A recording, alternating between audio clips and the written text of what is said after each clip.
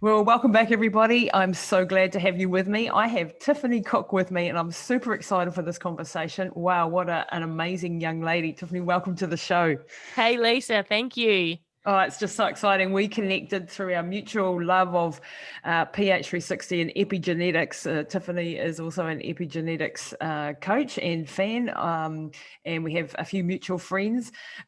So we connected through that. And then I sort of delved into Tiffanee's website and what she was doing and her podcast and thought, wow, what an amazing young lady. So I wanted to get her on the show. So, Tiffanee, can you give us a little bit of a background in who you are and what you do, and all about what you're up to now? That's what we really want to get into the weeds on.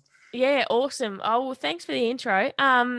So I'm from Tassie. I'm a young Tassie lass, Tasmania. That's just, we sit down at the very bottom of Australia, floating around. I grew up there and I scooted over to Melbourne when I was almost or around 20 years old, mainly because I felt like I was twiddling my thumbs in Tassie. There just wasn't enough there to keep me occupied. Yeah. So I've been in Melbourne for the last 17 years and I've worked in corporate for the majority of that. At 29 years old, I was at a talk for resilience, actually. I went and watched a talk on resilience and by a former Navy SEAL. Actually, he's been on my podcast, Paul Oh, Taylor. wow. And that was fascinating. And after the talk, we went downstairs to have a look at, he had this gym called Akimotum, and it was all based on human movement. It was quite a forward thinking gym and associated with PTA Global, to be honest. And we went downstairs to the boxing gym and there's this big poster on the wall with dudes in suits and boxing gloves on, and it said Executive Fight Club. And I looked at that and I was like, oh, there's something that gets attention. I'm in. So on the spur of the moment, I decided to do a corporate boxing challenge, which was kind of crazy because I certainly, was not someone that knew how to throw punches all too well. And so that experience took me in the ring for a 12-week challenge. And then we were to fight on stage, on cameras, on Foxtel, in front of 1,000 people, black tie event, all the bells and whistles that you get in a professional boxing fight. Needless to say, it was an enormous experience, and it brought with it a huge amount of growth. So I can remember, I'll fast forward to the day before, and I did not sleep until I think 6 a.m. in the morning. I got to sleep. I had to wake up at 7 because I had to go to the airport to pick my mum up, who was coming to watch the fight. No. So I remember texting my trainer at 6 a.m. going, I'm still not asleep. This is not good. Man. And then I was just socially useless for the day. Mum went out for lunch, and then I was just this riddled with anxiety. It hit me all in the last day. I was riddled with anxiety. I thought, what the hell am I doing?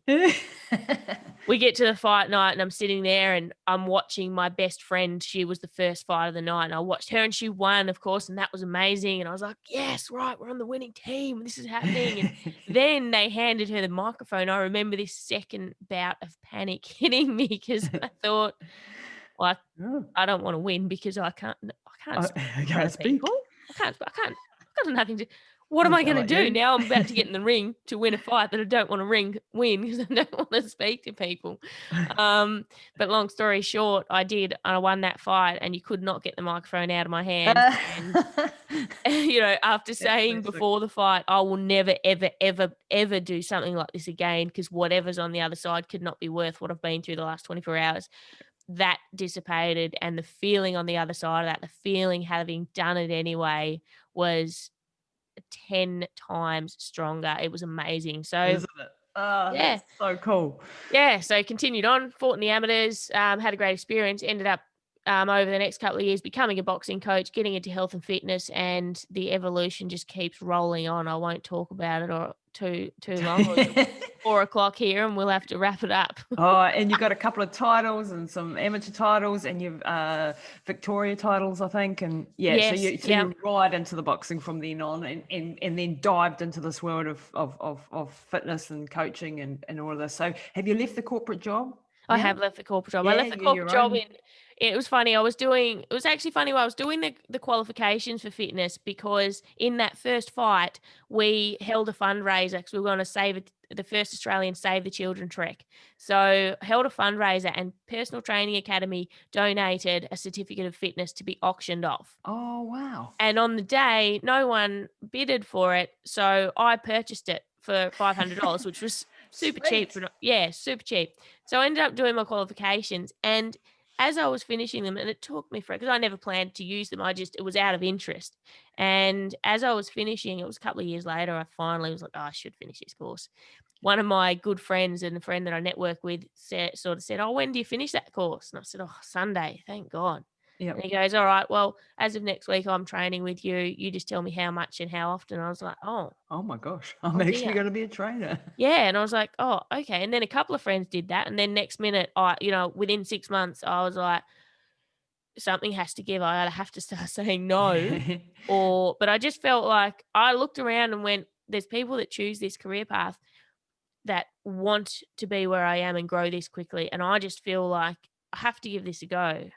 Yep. You I got to don't jump. feel like I have the right to not throw Yep. in the job and give this career path a go. Good on And you. yeah, I've Good never on looked you. back. Wow, that's amazing. And when I go to your website and what you do and the videos of you doing your boxing, it's like you are a machine, girl. You are a machine. You're one tough nut, like seriously. And so who wouldn't want to be trained by you? I mean, yeah, I was looking at you and doing your boxing exercises, that one where jump, go under the band there, and I was like, Yeah. wow, that's really cool. It almost made me want to get back at boxing. Oh yeah, it's an um, amazing sport. yeah, it is. I mean, I only dabbled in it when I was looking. I nearly did a corporate fight, and then I didn't end up doing it in the end. But the training was great, Yeah. and it was a great thing. So from the fitness side of it, absolutely love it, absolutely get it. It's really, really, really awesome. And to see a kick-ass girl like you just doing what you do, it's like, wow, that's so cool. That's so cool. And diving into the whole, like, this is now my new passion where I'm meant to be heading. Obviously the universe is sort of telling you, like, here, go here. Yeah. And having the courage to jump out of your corporate job, was that a big, was a scary moment? Yeah, look, it was huge, and it was huge on a couple of levels. So there's level number one where I looked back over a couple of years of doing the corporate fights, and what I saw when I glanced back was this girl who went from a disengaged employee that just did this job in this industry that she did. And if you ask me now why I did it, and I loved it. I always loved my jobs, and everyone always thought they thought I was always really passionate Good and at, happy in my job because that's the sort of, like your whatever I do, person. I'm pretty into it. But yeah, why was I working in the print industry? Why was I just because I fell into it out of school, and so that was my thing. But I looked back and saw this disengaged employee that had, over the last couple of years, turned into an engaged employee that had turned into a coach and a business owner and, an entrepreneur, for lack of a better word. Yeah, And I went, wow, absolutely. like that wasn't deliberate. That happened hand in hand with this stuff that happened in the boxing ring. And I always call the boxing ring like my metaphor for life. Absolutely. I get So, that. I get that. yeah, so my passion when it came to coaching people was understanding. Like the cool thing was it gets you super ripped, it gets you super fit. So people will come to that. They want your energy and they want your enthusiasm, they want your empowerment and they want your abs. Yeah. But like that's all this side repercussion. I was like, what I love is that I know that you as a person are changing when I teach you this stuff in the boxing ring. I know what's happening, and you don't even have to know No, what's you'll happening look back under. like, yeah, Yeah, but one day you'll look back and realize your whole life's changed. very insightful, Tiff. Very insightful. That's really, really, because it isn't about the abs. I mean, they're great.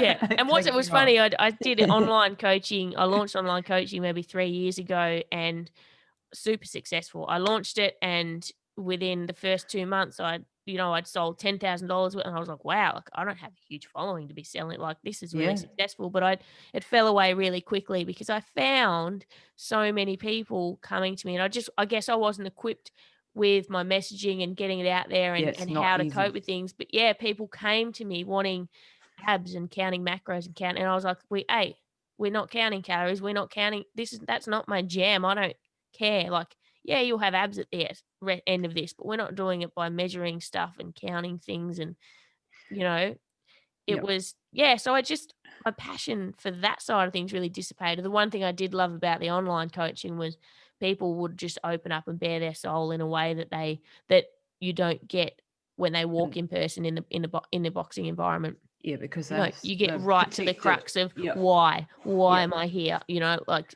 people sitting in front of you saying, you know, they're beautiful, they're not overweight, they're super fit looking, they're gorgeous, and they're saying, "Wow, you know, I feel I'm fat." And when sometimes I don't go out for lunch with my friends because I'm having a fat day. You know, you're like, Yeah. "Wow, Yeah. I've seen you in the boxing gym for 3 years. You're so fit and gorgeous, and you're still sitting there telling me this story." So it's Because they're getting the stuck. stories out of people. Yeah. And you know, you're right. I mean, the online training space, I mean, we have an online, run training system and stuff, and it's been through 100 iterations, and it's super powerful in the one way because you can connect with people all over the world and it can help people. But having that, it's a real struggle to create that energy that you have when you're live in a room with somebody.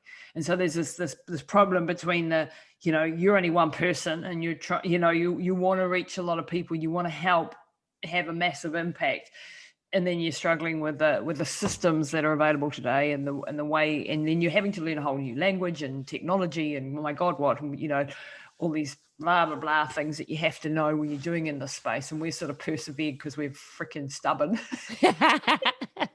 Neil and I, my business partner and I, and huge learning curves. And, by no means have we got it all sussed by any stretch of the imagination.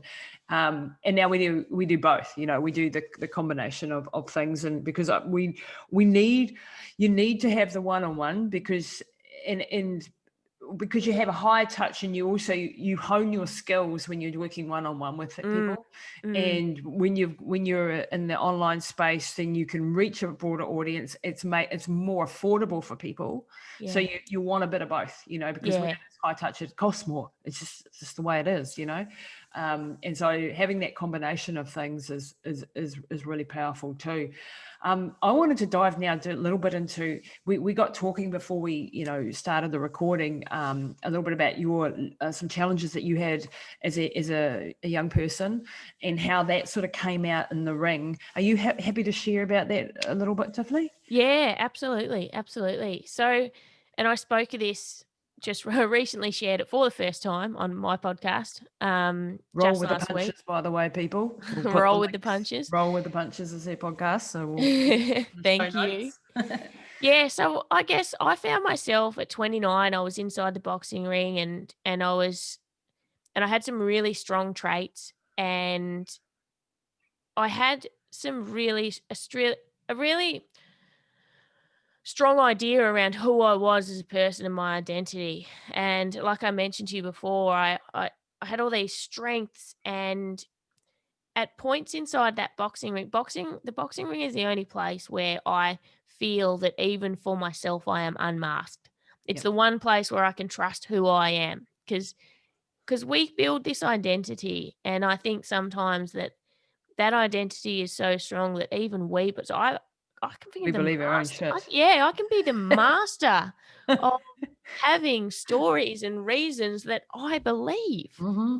So, what I see in the boxing ring, and like it's this developing a self awareness, is this raw honesty of you react before your subconscious or before your conscious mind can catch up. So, if you're scared, you react before you can pretend anything. You Mm-hmm. know, you see if you're aggressive, if you're scared, if you have self-love, if you see all of these things. And it's quite confronting. Mm. I found that within 2 years of the sport and of questioning, I'd start to go for walks around town, and I would start thinking of memories of when I was a child. And when I was a child, for quite a few years, I was at the hands of sexual abuse from a neighbor, a family friend. Mm-hmm. And it was something that I'd pushed down and I'd never ever spoken of for Yeah. so long Yeah. that I'd I guess I'd really felt like it Suppressed never it. even happened. Yeah. Yep. You thought you were So over it. Yeah. So here I am strolling along, and all of a sudden that would pop into my head, and I'd think about running into this person. I'd start to get angry about it. And I'd start to think about it. Well, why is this coming up? This is weird. I'd start to Google it, like what are the repercussions of an adult who has experienced childhood sexual abuse. I had a best friend at the time who was a clinical psychologist, and we were on a walk, and I was like, oh, so I framed the question to her, and I remember her answer was like, oh, no, they haven't dealt with anything in this. And I was like, all right. And then a couple of weeks later, I remember her saying, oh, were you speaking about so and so? And I was like, no, actually, I was speaking about myself. Yeah. She went, oh, I would have framed things differently.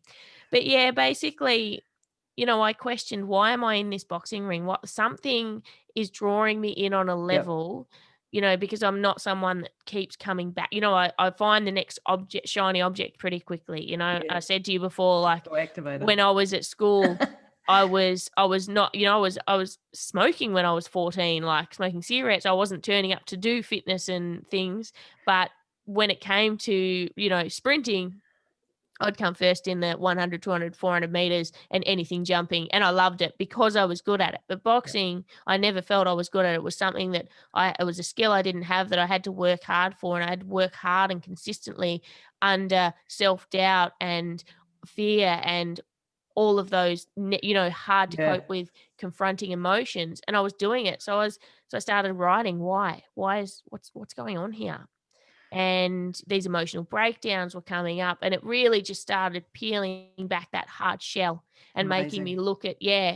look at, y- I guess, how that experience as a child had changed me. And, you really gave me the opportunity to face that.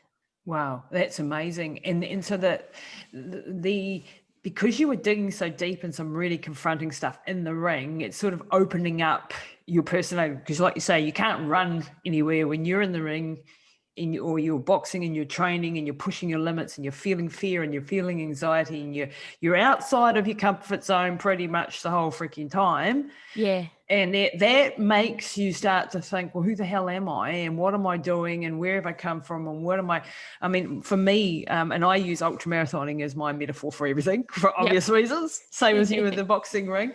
And I was running, when I started doing ultramarathon, I was running from the pain. And the pain that I felt physically was a metaphor for the pain that I was in internally.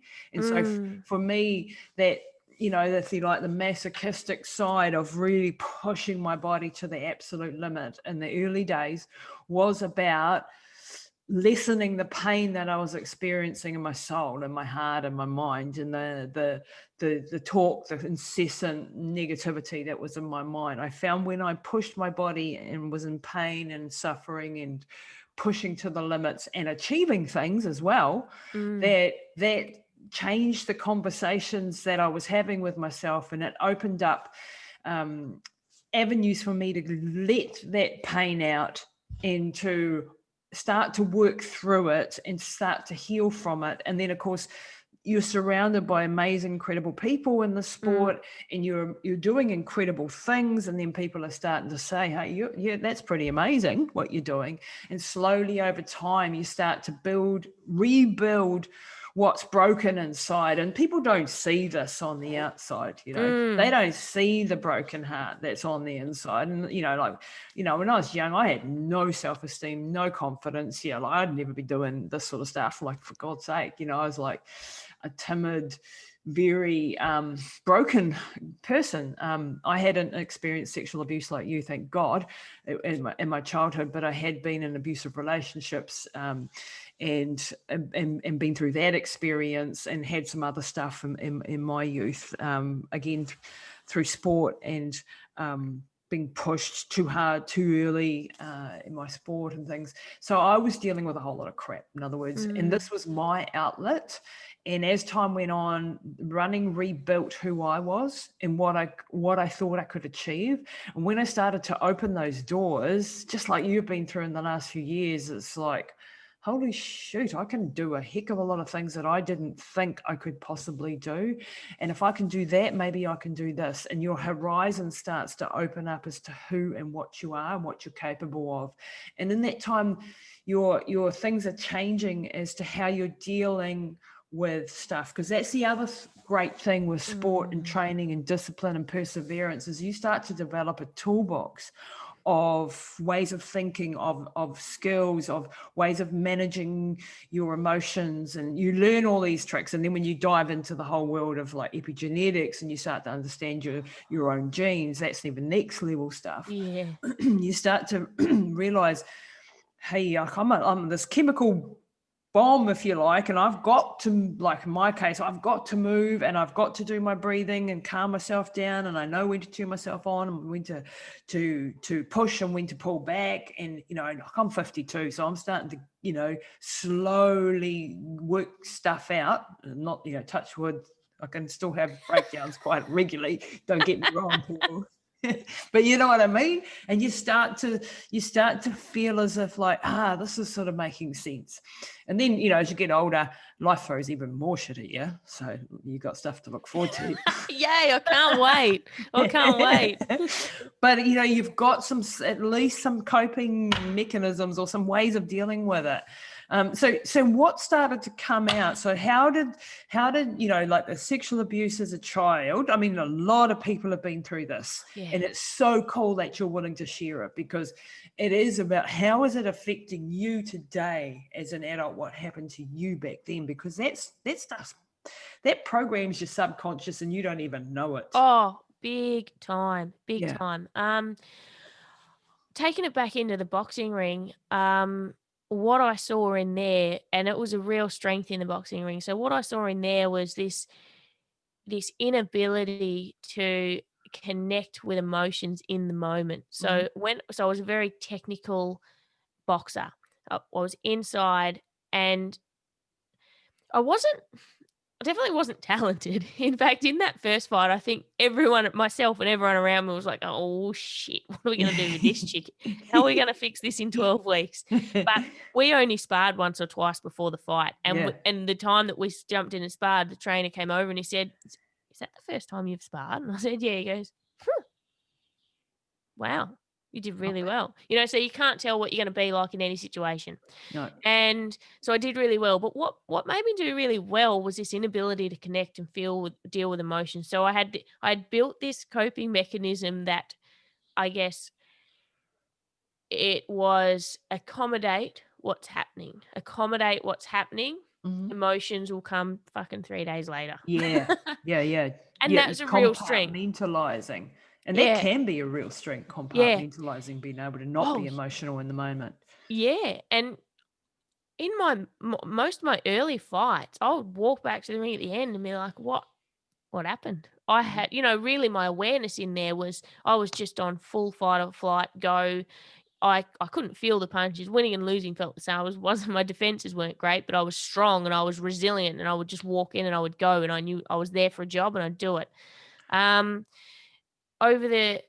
What I found really interesting. So I guess let me talk about what connected with me there. It was that idea of I resonated with standing inside a boxing ring where somebody was standing in front of me that was there as an opponent to inflict pain. To hurt you. Yeah. Yeah.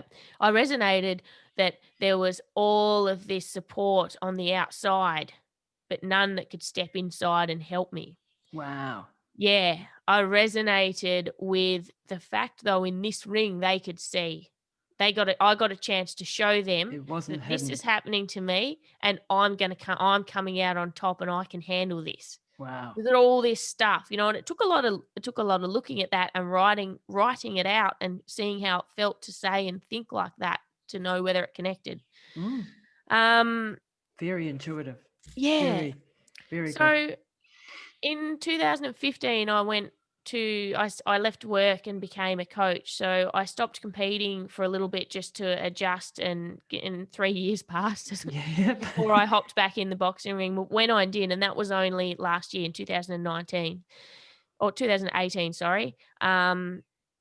I jumped back in the ring, and I simultaneously, as I opened 2 gyms, mind you, so I don't know what sort of True. a person does all of that at once.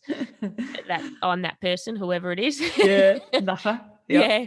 So I jumped back in the boxing ring, and my biggest curiosity, I don't say fear, I say curiosity, was in that time I'd done a lot of work, I'd done a lot of therapy, I'd sought out help, I knew what I needed to resolve in relationships, and we can touch on that later if you wish. But I knew that my biggest strength, this inability to connect with emotions, had now been tampered with a lot, and that Yep. I'd worked on that.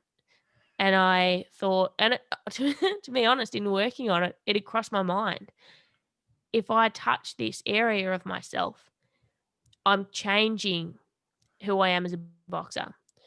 So how much does it mean to be this boxer? Yep. Oh, yeah. How much of my identity revolves around that? Because if I Oh, wow. go and play in this space, You're I'll not change. you may not be the boxer that you were prior when you could just Exactly. emotionlessly be.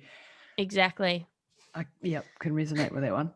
Yeah. So I went back and I went to training, and I remember I went and I had a hard trainer. I've had a few trainers over the time. He was my first amateur trainer.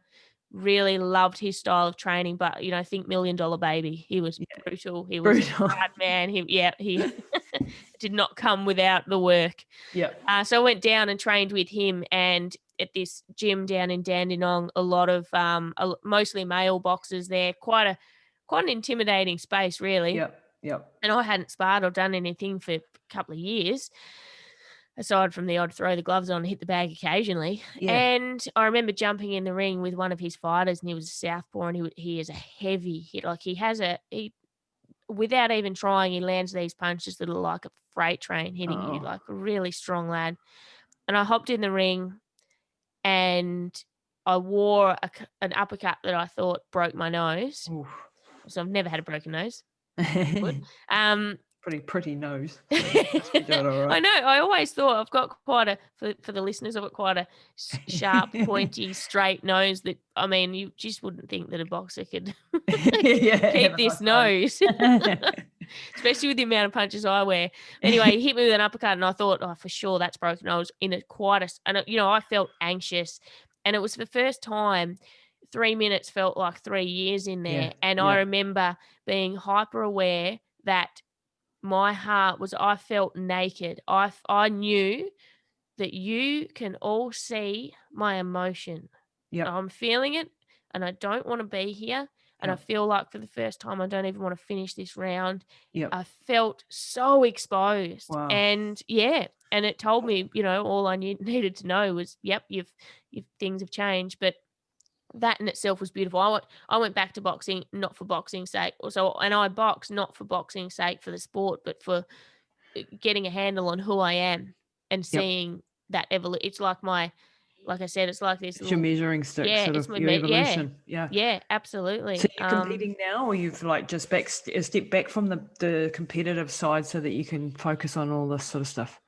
COVID by the end of last year, I'd burned myself out again because had all the gyms and all the training and was just doing Yeah, way too much, as activators I to do often, that. yes. Yeah. Now that I know about my health type, I Yeah. understand what has always pushed me to the brink when Yeah. I Yeah. step into Yeah. that zone. Yeah, So we're I'll talking work it epigenetics differently. here, people. So sorry, we're talking about the language. Yeah. So in a Our health nutshell, types. Yeah, so we're very yeah, similar health types. So we tend to, just for the listeners, have a lot of adrenaline. So we go until we go bang, and then we crash. And recognizing that pattern in because we're both very similar, sit on the similar place in the wheel. Is a really important thing, so that we don't burn out, so that we learn to back off before we have the crash, and try and pace yeah. ourselves a little bit, which we're not that great And at. as an activator, so I would get up at 4:30 and I would do a 5-hour shift holding pads in my gyms. Wow. Then I'd drive down for an hour, and I'd go and do usually a 2-hour boxing session, but we're talking 3-minute rounds and Whoa. probably sometimes up to an hour straight of sparring. So it was 2 hours of high intensity, brutal work. Yeah. Insane. 5 nights a week. So I look at that and I'm like, okay, well, activators aren't built for a 2-hour stint. It's no wonder. No. But before knowing about epigenetics, I was just like, I don't know why I'm burning out. pretty obvious now. Yeah. I mean, it should have been obvious anyway. Yeah. Activators also aren't born for running for days on end either. Oh, yeah. As I found out quite late in the piece too. That's the Crusader coming through. Yeah, the Crusader side a little bit more, but Yeah, not. it's Yeah, kind of nice sitting on the cusp of both because you yeah, get that you get a bit of the burst and both. that. Yeah, Yeah, it's fantastic. you mucked up both ways. So.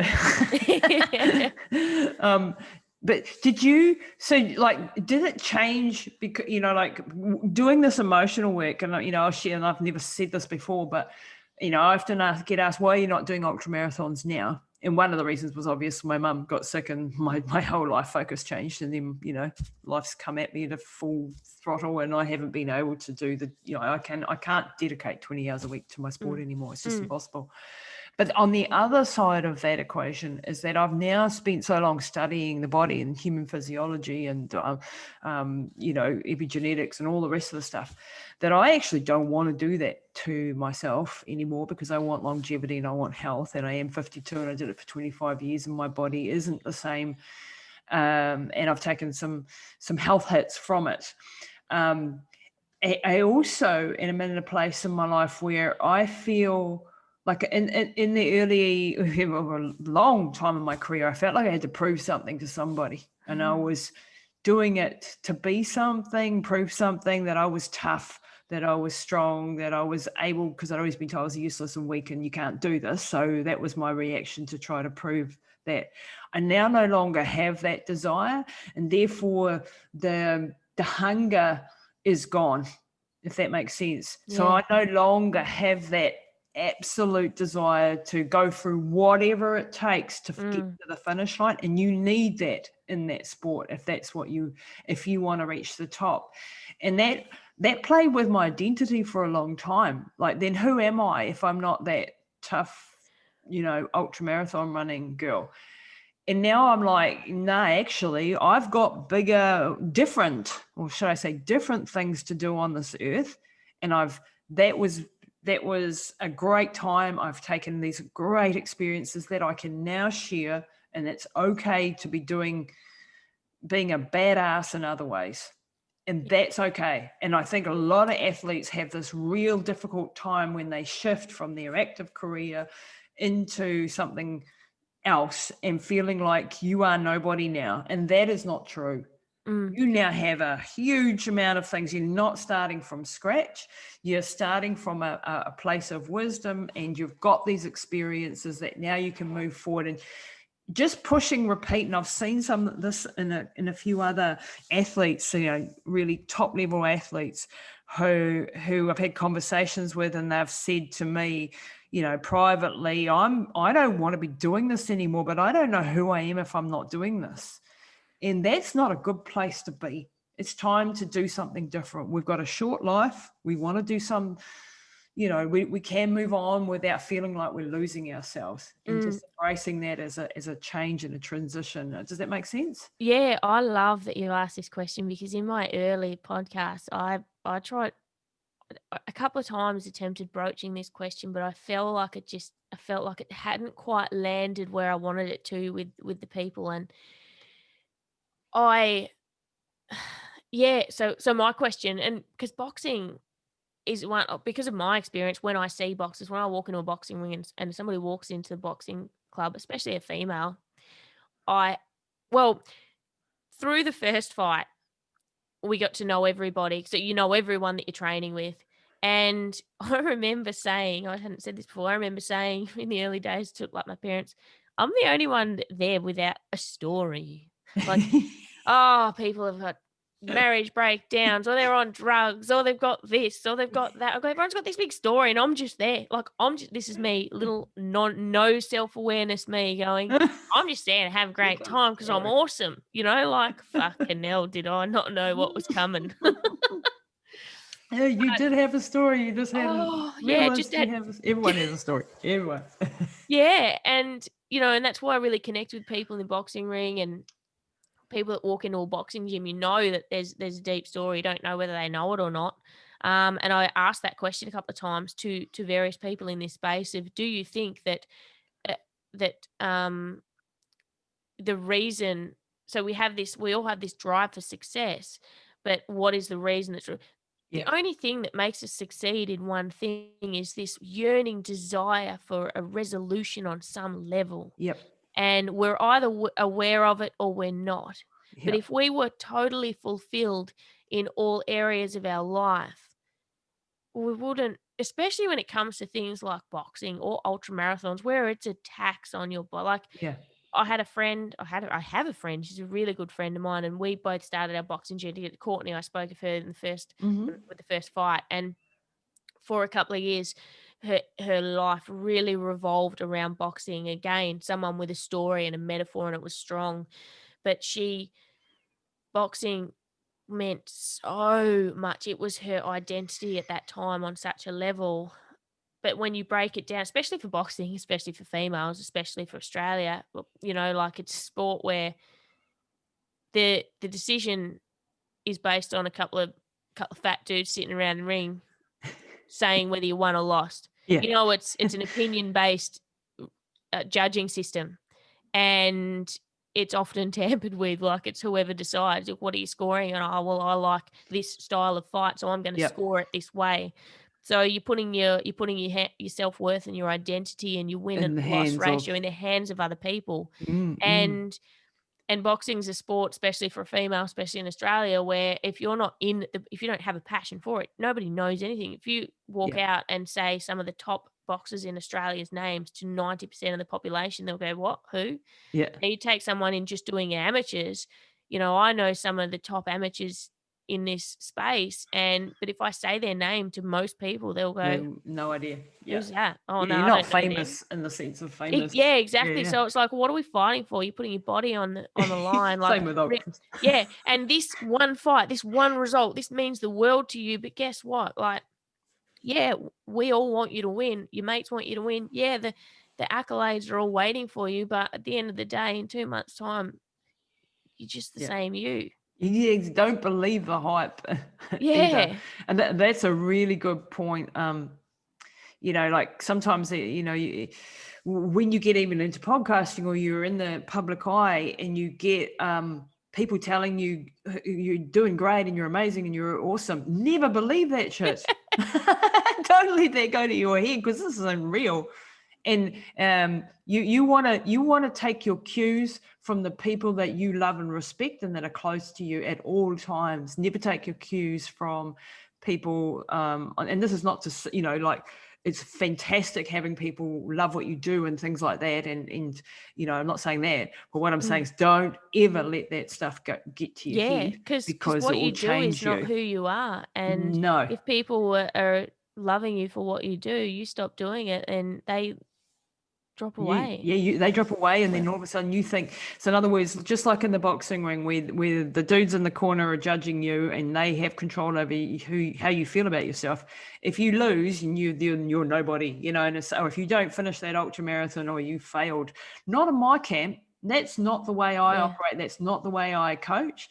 People who put in the hard work, do the discipline, go through the life-changing training, stand on the start line, those are the people that I'm stoked about, Mm, and admire. And what happens on the actual day and you're going through the race, that's all up to the gods, really. Like you hopefully you'll give it your all, and if you gave it your all, then that's all you had to do. You gave it everything. You prepared your body right. You did that. Whether you won, lost, didn't finish, whatever, that's all about the learning curve. mm, And then it's about standing back up again. So don't, like, failure is people say, oh, you learn the most in failure. Well, it's damn true. You do. And it's not pleasant always, but the journey, in other words, the journey is where you're doing the changing and developing and stuff. It's not all about race day or boxing day in the ring. yeah, It's yeah, all about the rest of the stuff. So, Tiffanee, you've done a project recently, and you were talking about it on your recent podcast. You've sort of wanted to help people with paramedics you were talking to, and the trauma that they go through, or first responders in general. yeah, yeah. What was the correlation there between what you do and how you've been helping in that arena? Yeah, cool story. So when COVID hit, So a couple of years ago, I did a camp with Craig Harper. I'm on Craig Harper's podcast quite a bit, and he does a camp once a year for people to go down, spend 3 days, bit of a like self-development camp. It's amazing.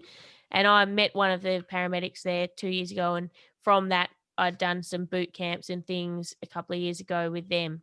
Now, when COVID hit, Rain had put a message in the Facebook group of support to the paramedics who were single, who were, we were going into isolation and it was going to be a shitty time. And I commented on that and I was like, you're amazing. Like, you're such a good soul. And so she rang me up. She said, I've got this idea. And she goes, I'm going to get some funding together and get you a gig helping us stay fit online. So we're going to create a wellness hub. Yeah. So I put together this training program, and with that, I said, let's get together on Friday afternoon and do like a Feel Good Friday, and we'll have a drink or whatever, have a bloody soda water, or, just get together, and so people don't have to be alone. And that quickly evolved into getting speakers on, which evolved into this podcast. But I found myself connect really strongly with paramedics, and it was around this boxing analogy in my experience.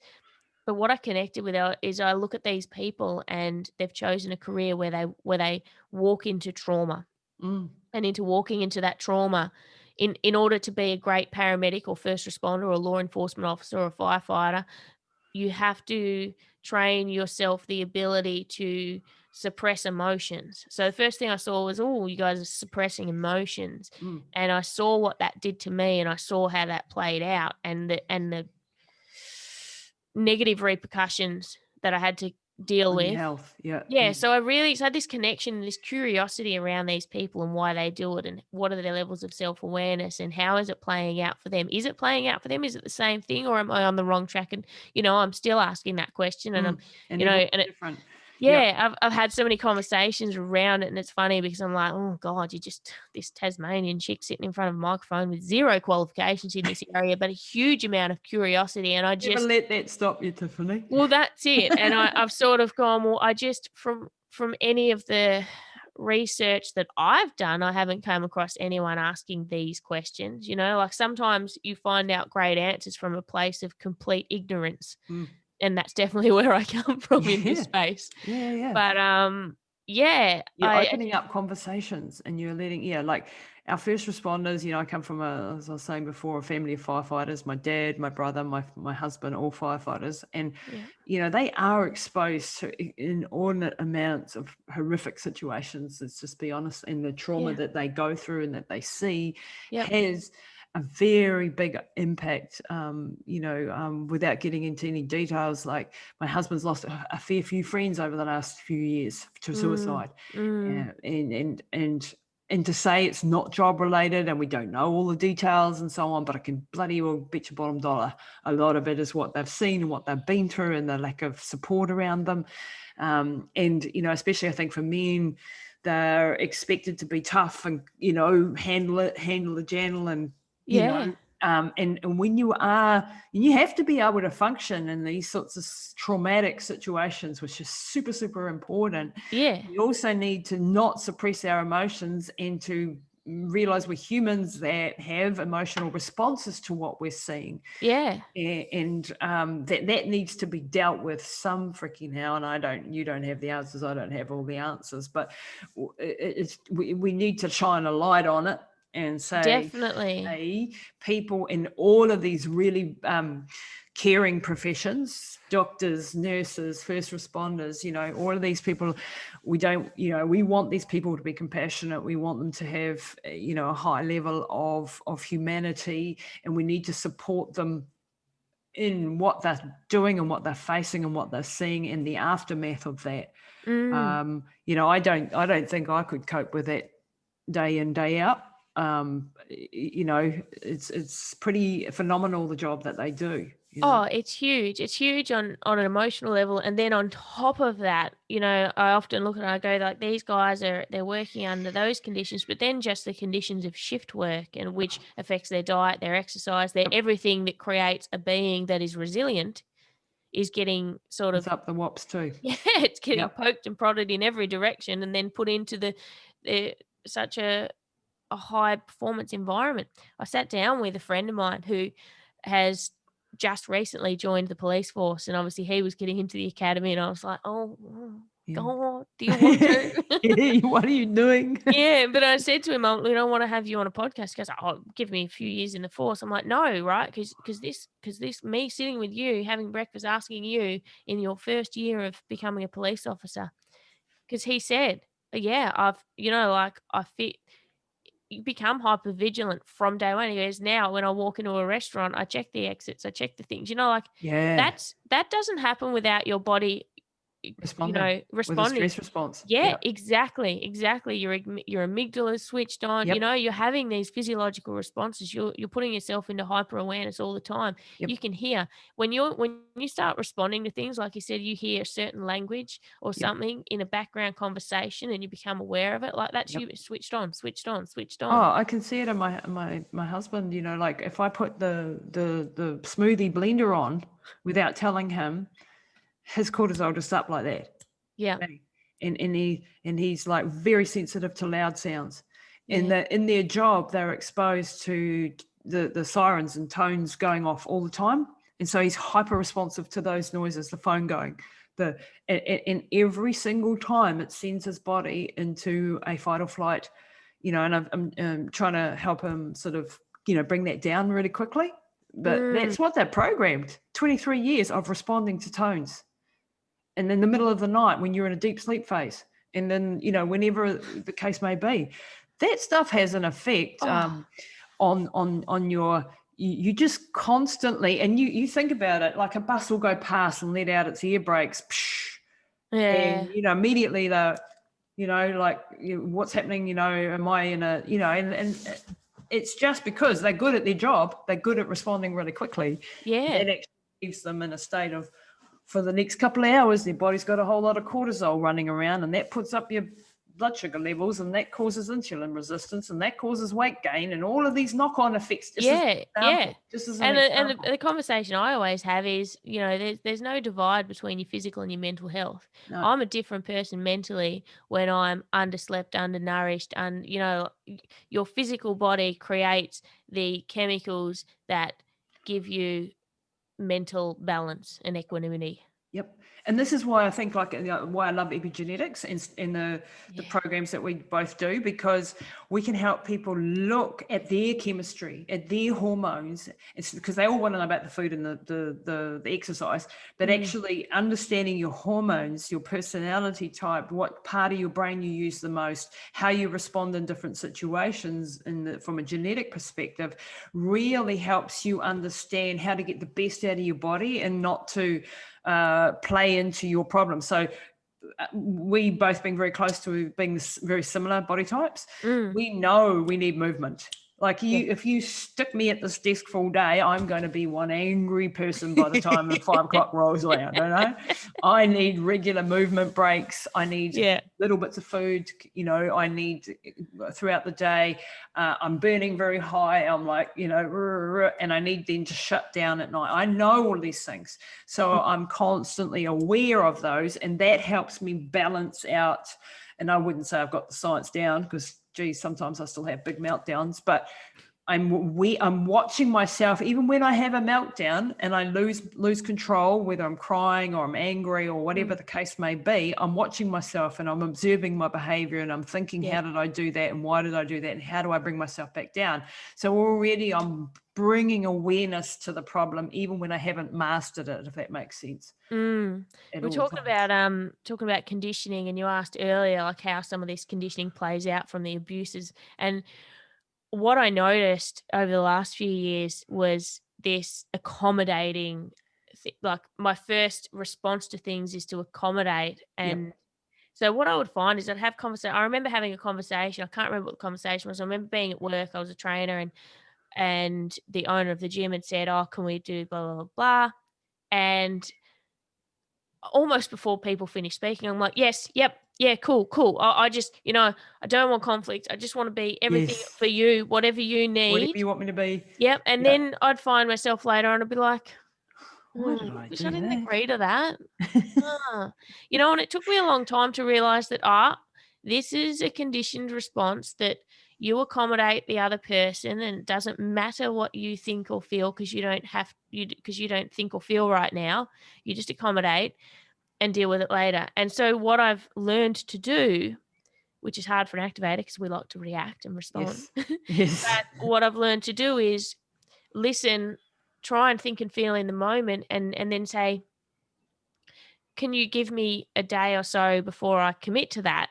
So this new setting boundaries, I didn't have boundaries before, 0 Awesome. boundaries, so it I was need to just a learn that. it was kind of a I used to just dodge through life trying to keep massive distance between people because I didn't know how to set boundaries, so I just would avoid it and avoid conflict, Yep. and yeah, so that was my way of keeping myself safe then, but now it is, just saying, "Hey, I think that that sounds good, but do you mind if I just get back And to you that tomorrow?" no is a perfect answer. I really, really struggle with Mm. this one. I'm still struggling with this one. I asked my business partner, and he's like, just stop doing stuff for people and saving everybody in the planet. You've got to make a living, And Yeah. I'm like, I know, but this situation, that situation, excuse. And I'm like, and he said, listen to yourself. You're burning yourself out. You can't put your resources into our things. You're not helping I'm like, Mm. I know, but, and Yeah. that's something I struggle with on a day-to-day basis because I just want to heal the world, fix everything. And Yeah, apparently I yep. can't. Apparently I have to make a living. Apparently I have to have money in my bank. I can't just do what I want. And I really struggle with that. I really struggle with saying no, and that no is Yeah. a perfect answer. And that's still definitely a work in progress. Yeah. But, on the other hand, it's like, okay, well, there are worse things that that you can be, and it is setting boundaries because I do burn out because I'm doing Yeah. too many things with too many people, and trying to help to spreading yourself too thin, and then you don't do a good job. That's the other thing. You Yeah, don't and do then you beat something yourself up properly. over it. Yeah, then you fail, and it's an ongoing problem. Hey, look, Tiffanee, I've taken up so much of your time already. It's been absolutely fabulous to have you on the show, firstly, and to get to know you. I think we'll be doing things in the future together, I hope, because you're a pretty cool young lady. I think you're amazing. I want people to go and listen to Roll with the Punches with Tiffanee Cook. And Tiffanee, where else can people find you if they want to reach out to you after hearing your amazing story and what you do? They can find me on Facebook, Tiffanee Cook, Tiffanee with a double E, or Tiffanee and Co on Instagram, Mm-hmm. or Roll with the Punches _podcast on Instagram. Yep. Yeah, all the usual Excellent. places. Okay, we'll grab all those links and I'll get them to send them all over to me, and we'll share them in the show notes. Tiffanee, thank you so much for being on the show today. It's been absolutely fabulous. Lisa, I have loved it. Thank you.